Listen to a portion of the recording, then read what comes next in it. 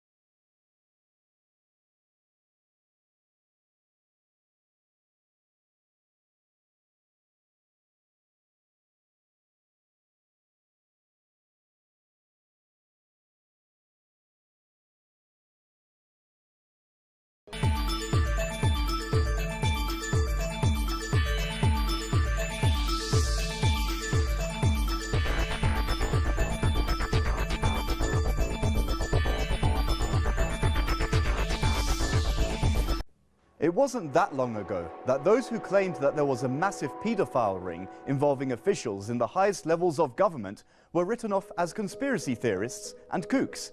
That is no longer the case, at least in the UK. It turns out that this so-called conspiracy theory was true and is finally being officially investigated.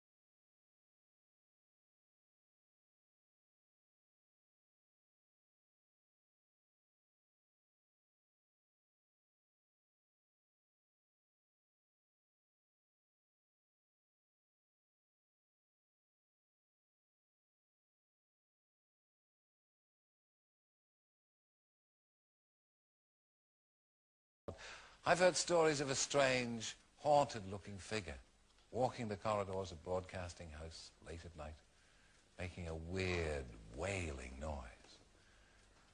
But enough About the not-so-okay UK. These are the very issues that are not being addressed on mainstream media networks. Some of these issues even get more depressing when you keep digging down the rabbit hole. Take the VIP paedophile ring, for example. Some of the top figures in the British Parliament and even Buckingham Palace have been sexually exploiting young, innocent people for years. This disturbing truth has been happening for decades. Good old UK law for you there. The police cannot even get near these sick people. A powerful elite of at least 20 prominent establishment figures formed a VIP paedophile ring that abused children for decades. Senior politicians, military figures, and even people linked to the royal family are among the alleged abusers.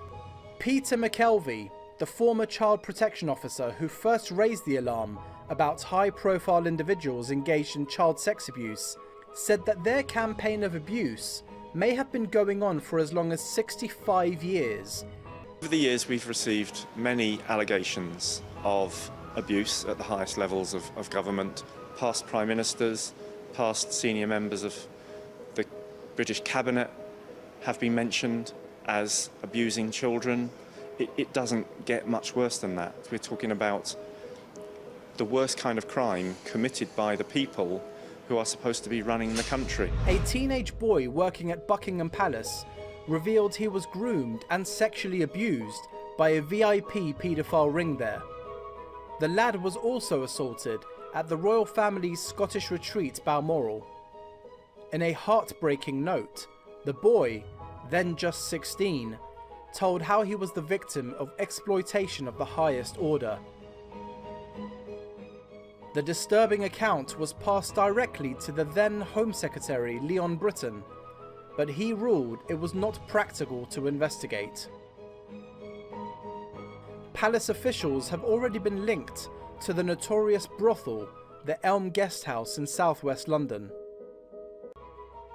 Well, it seems that in Great Britain, protecting paedophile politicians is now turning to a matter of national security, if they are protected by an aura of power and ostensible respectability. The government will establish an independent inquiry panel of experts in the law and child protection to consider whether public bodies and other non-state institutions have taken seriously their duty of care to protect children from sexual abuse. Victims of child sexual abuse have warned Theresa May they will withdraw from the government's controversial official inquiry unless major changes are made. In total, the investigator In an found open 13 letter, items of information about 24 alleged signatories child claimed the inquiry, abuse. as it Police already knew stands, about is none of not those fit for items, purpose and the remaining because of what it 4 is being were asked to passed by the examine Home Office and to the police proposed chairs. immediately. The signatories said they had no option but to end engagement with the inquiry until Mrs. May scrapped the current panel, replacing it on a transparent basis, declared a statutory inquiry, and extended the cut-off date to 1945. They wrote to Home Secretary Theresa May's officials complaining the Home Office seems to be running the inquiry to meet others' needs rather than those of survivors. We need 3 things: justice and support for victims, the truth about what happened and how the Home Office and others responded, and stronger child protection and reforms for the future.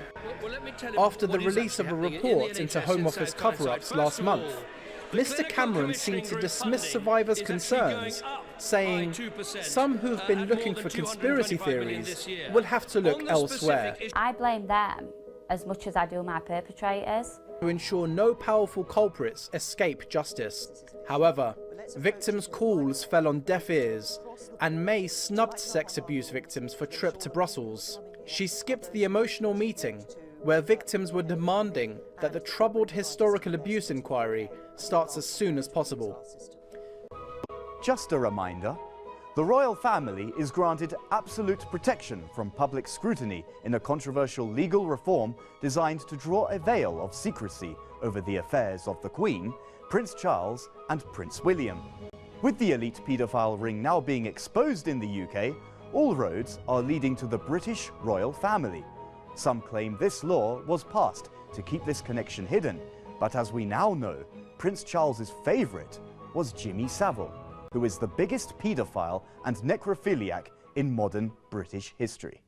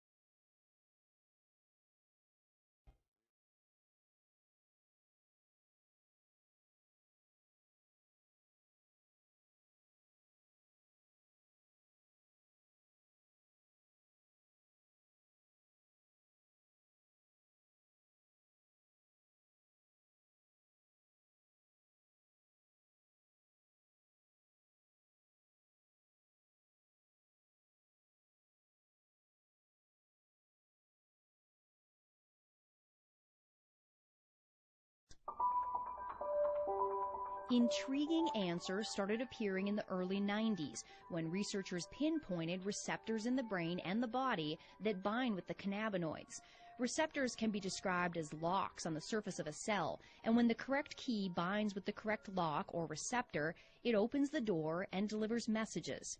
Sometimes the message is that the body is feeling pain.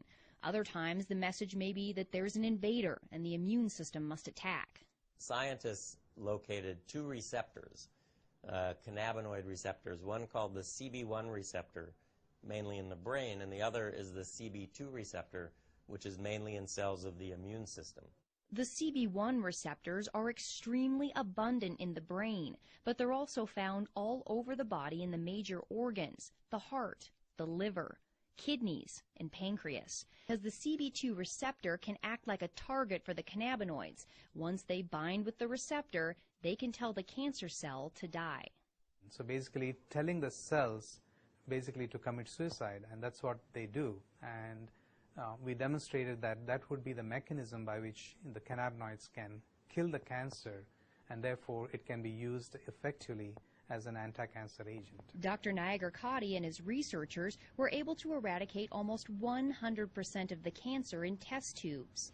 But they were skeptical they would see similar results when they moved on to tumors in mice. To our surprise, we found that almost 25 to 30% of the mice completely rejected the tumor. They were completely cured. And in addition, we found that the remaining mice also, there was a significant reduction in the volume or the size of the tumors as well. The lab results have been so promising that Dr. Nagar-Katti is beginning clinical trials with leukemia patients.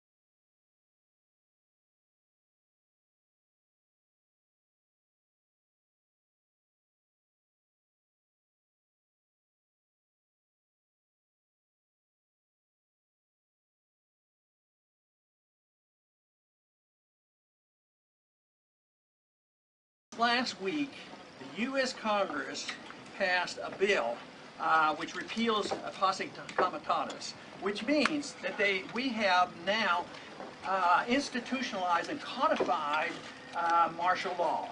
Right now, the battle against terrorism involves all of us. Everybody in this country is a potential terrorist.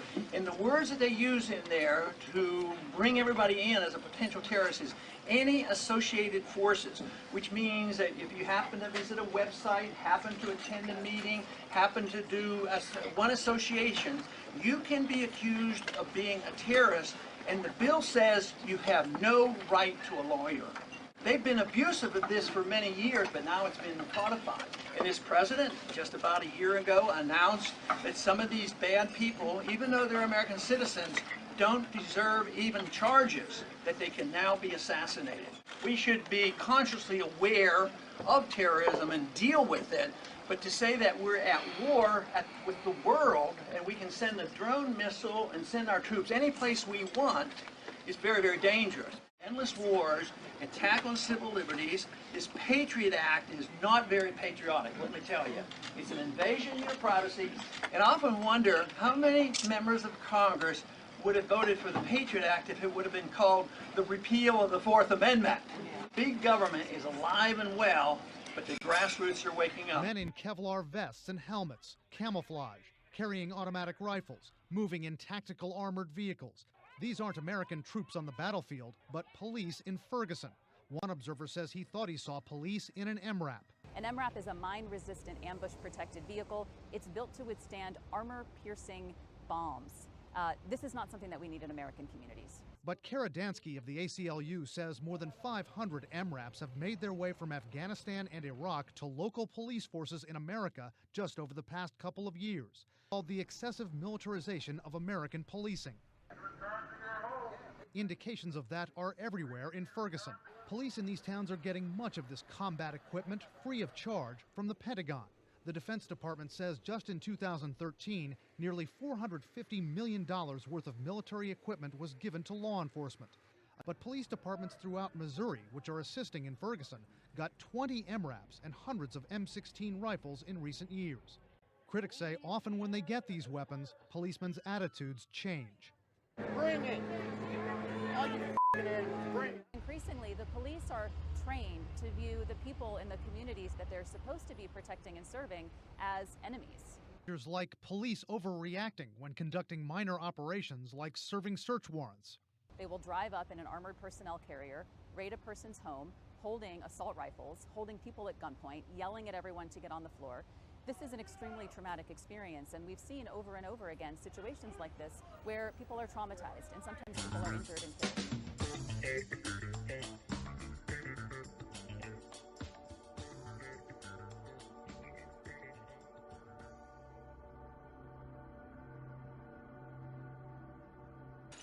So how come if you or I make up money, it's called counterfeiting, but if the banks do it, it's increasing the money supply? How did the banks get this power?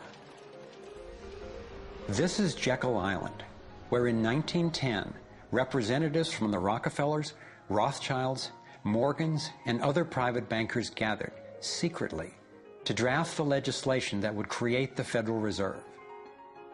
Ed Griffin literally wrote the book on what happened at Jekyll Island. Central banks are banking cartels which have gone into partnership with the respective governments in the countries where they operate. And they've been given monopolistic power over the creation of the nation's money supply. That's what the politicians handed to them as a gift, you might say, for the partnership. Now, in return, what did the bankers do for the politicians? They promised to create money out of nothing, now that they've got this legal power to do it anytime the government needs it. And since 2008, we've witnessed the greatest fake money printing run in recorded history. This financial sleight of hand disguises the costs, hides who's to blame, and leaves us as debt slaves working to pay off the bill.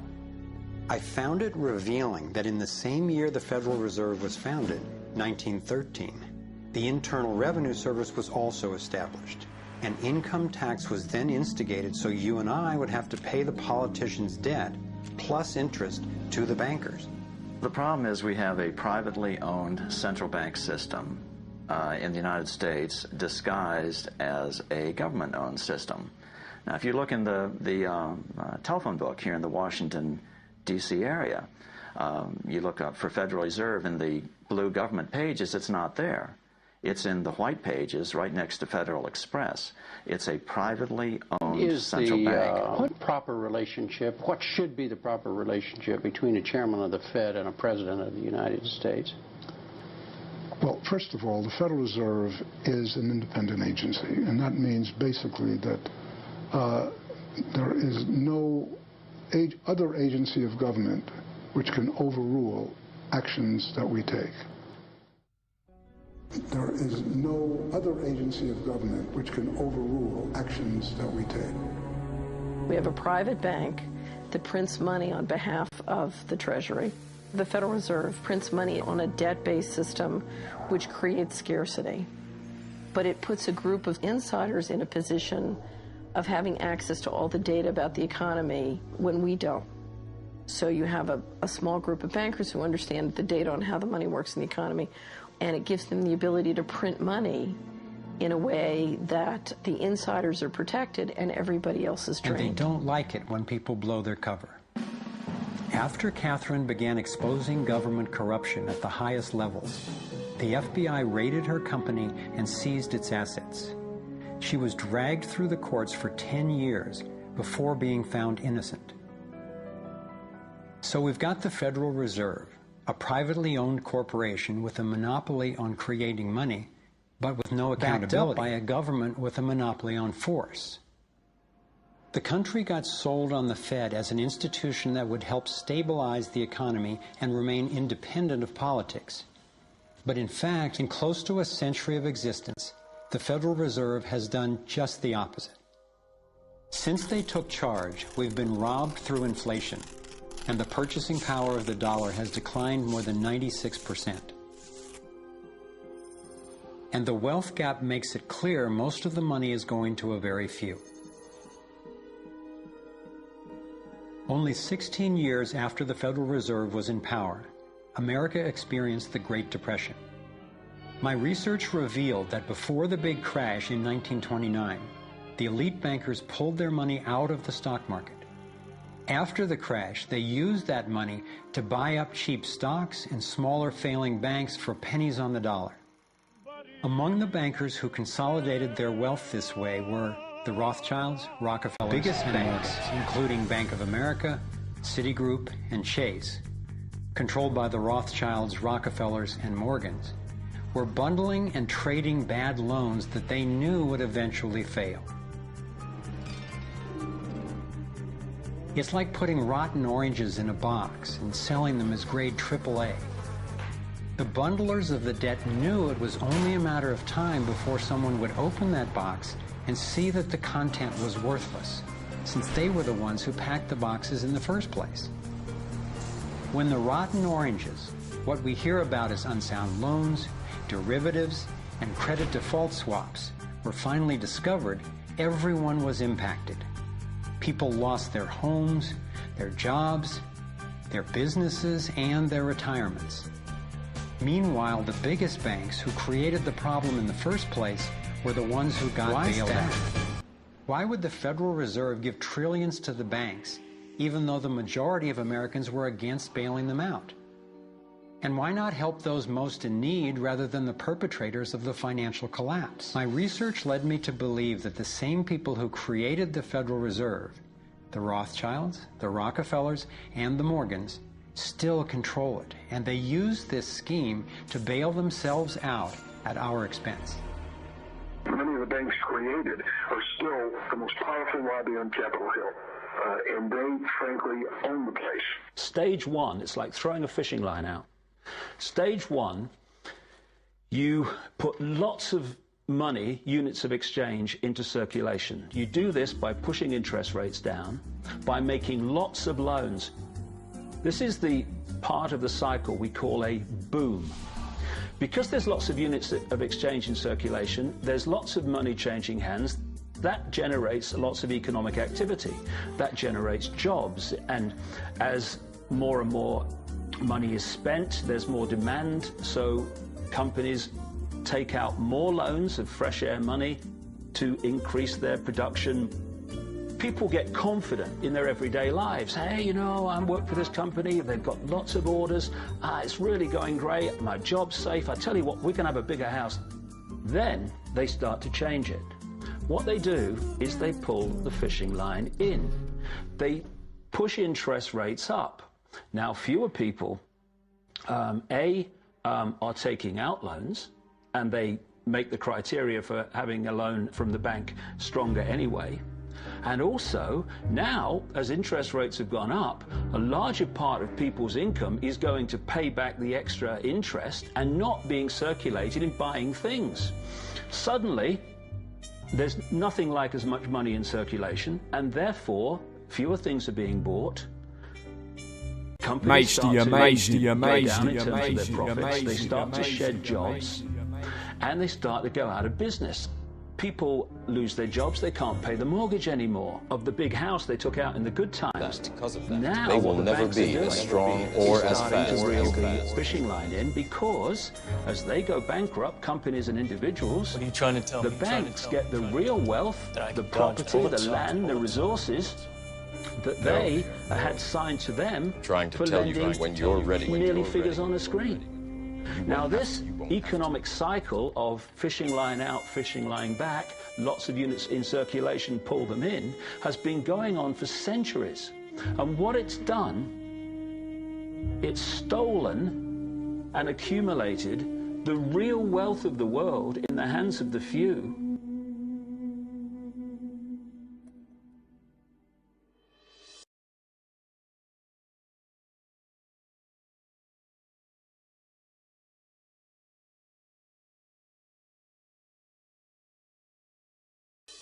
At the international level, central bankers use the World Bank and the International Monetary Fund to make more money while exploiting the resources of countries they lend to, bankrupting them in the process. The central bank of central banks is the Rothschild-created Bank for International Settlements. He who controls the money controls the world, and a very few control the money. The elite central bankers who fooled the world into letting them create money. They already have vast fortunes, so what is their end game? What is their ultimate agenda?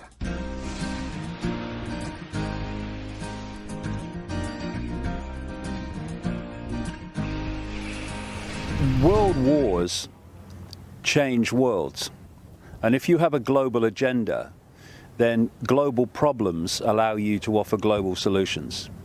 And if you look how the world was transformed by the First World War and the Second World War, the world was a completely different place after both of those wars. And the idea all along has been to have a Third World War to complete the transformation into a global state with a world government and a world army dictating to the global population. More now of our special coverage here tonight, life in the U.S. in 10 years' time. By that time, there may be all kinds of new ways to safeguard and identify all those things that make each of us unique, our faces, even our fingerprints, even our eyes. Here now with more on the future of technology, NBC's Tom Costello. The year is 2017. You're rushed to a hospital unconscious with no ID or medical history, but thanks to a microchip under your skin, it's all there. Science fiction 20 years ago, but a biometric reality today. Already, fingerprints and iris scans verify passenger identities at airports. Within 10 years, that technology may be even more widespread. And look for more complex facial recognition programs that scan a crowd of thousands looking for a single terrorist. Today's facial recognition software starts with the eyes. Then it maps out the contours of the face and compares that against a database of millions, a database that's growing by the day. If that's what people want in 10 years' time. In fact, it's already here. The latest home security locks use fingerprints to control deadbolts. And at the Jewel Osco grocery store in Chicago, some customers pay using their fingerprints. No paper or plastic. You don't really need anything other than your hand, and you already got that with you. So will future department stores scan our irises, like in the movie Minority Report, then offer products catered to who we are? Hello, Mr. Yakamoto. Welcome back to the Gap. Experts say that technology is here now. The challenge is to safeguard our privacy in a brave new world. Tom Costello, NBC News, Alexandria, Virginia. Where we go from there is a choice I leave to you.